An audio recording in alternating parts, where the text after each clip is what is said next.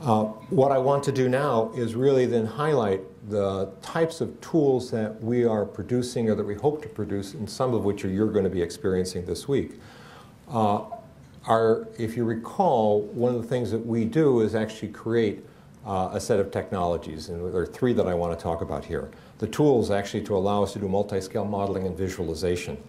And with that, TXBR for refinement of certain types of images, the finite element toolkit, and in particular the gamer, the meshing, geometric meshing. That's going to be very, very important for some modeling, as well as the MGL tools, in particular Autodoc toolkit and Vision, which many of you heard about this morning is one. Simulation is the second activity that we do a lot of, in particular multi-scale simulation. And you'll see that both in the CAD pipeline, the computer-aided drug design, where it's important, as well as continuity, that modeling tool for understanding the heart. And the third area really is the cyber infrastructure itself.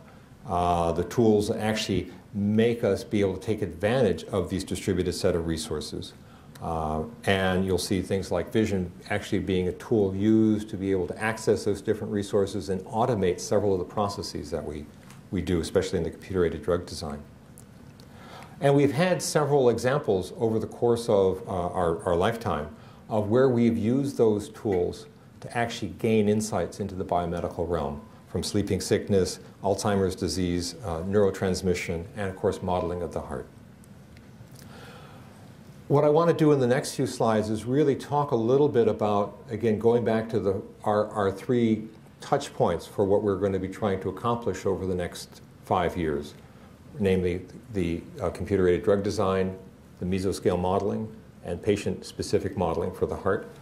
And what you're looking at here is something that came out of the Andy McCammon's lab, this approach to relaxed complex scheme, that really says, well, rather than trying to dock a set of ligands to one particular receptor, we want to take a look at an ensemble of receptors gained by doing molecular dynamics on it and look for better ways and ultimately better ways or better candidates through virtual screening for drug design.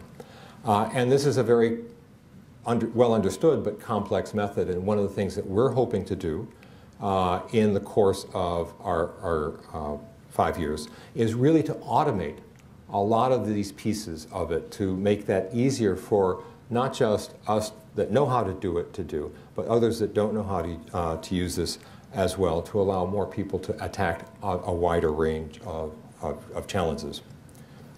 The second area, the mesoscale modeling, really starts with the concept, again, in a pipeline setting of information comes off of instruments. Instruments produce particular images. These images you are able to then flesh out and get some, if you will, feature extractions for that, and then being able to apply some mathematical tools to get actual honest geometric representation of those structures.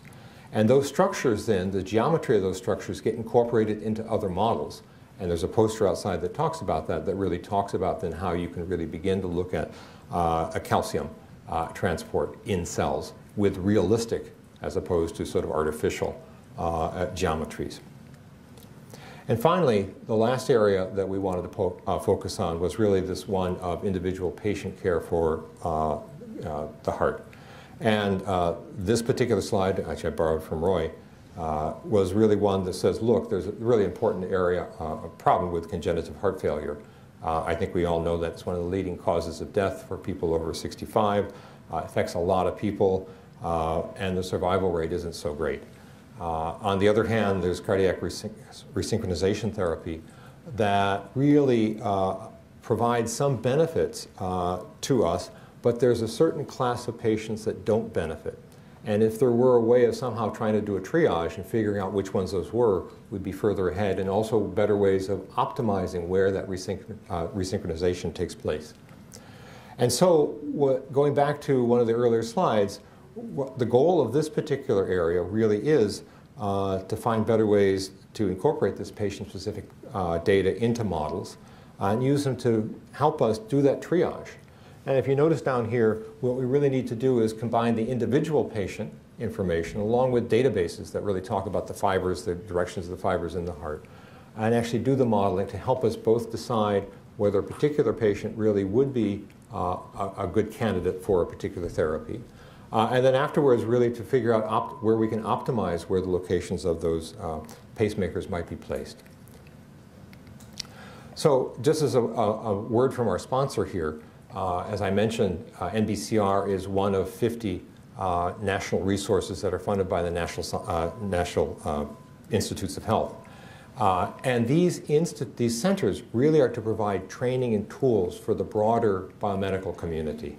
Now within NCRR, this Division of Biomedical Technology really supports a variety of activities, which I listed down here. It's not just the computational resources, but they're imaging resources, they're laser resources, there's tools for structural biology and systems biology.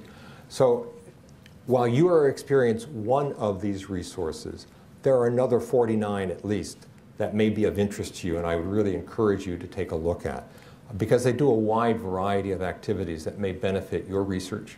They really are here to help make or to provide for you tools that will make your research easier.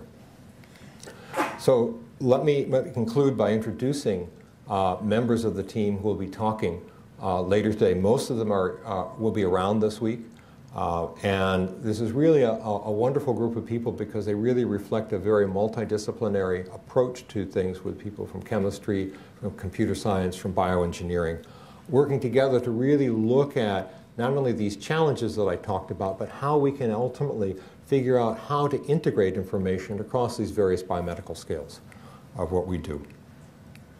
As you can see from this particular slide, one of the things that we're really doing is walking our way through some of the highlights that I talked about, where the computer-aided drug design will be the first topic that Andy McCammon will introduce when I get off the stage. Tomorrow we'll talk more about mesoscale modeling as one of our other 3 challenges. And finally, on Wednesday, the computational heart cardiophysiology. Then we'll have some tools for scientific workflows and also the cyber infrastructure needed to make all this happen. And so that's sort of the progression that very much matches up with where we see we're putting our foci this year, or for the next 5 years. And also, the way that the whole institute has been structured very much follows the set of developments that we're doing in NBCR with tools, simulation, and cyber infrastructure. And so I hope that you will take advantage of all these things. We really do appreciate your input. What we're trying this year is, in fact, based on some of the input we had from students last year, that rather than wait a day to get into doing really learning about the tools, we're getting you in day 1 to learn about the tools and trying to then give you overviews each of the days in the middle of it as we go on. And we really do thank you for your participation. Ultimately, what we hope to come out of this in the long run are really people that we can look forward to collaborating with. And we really look forward to you taking the tools back, finding out what works, telling us what doesn't, and so we can actually make them better, but also then challenging us with new types of biomedical challenges that we can work with you on. So with that, let me stop. Thank you. Thank you. Thank you, Peter.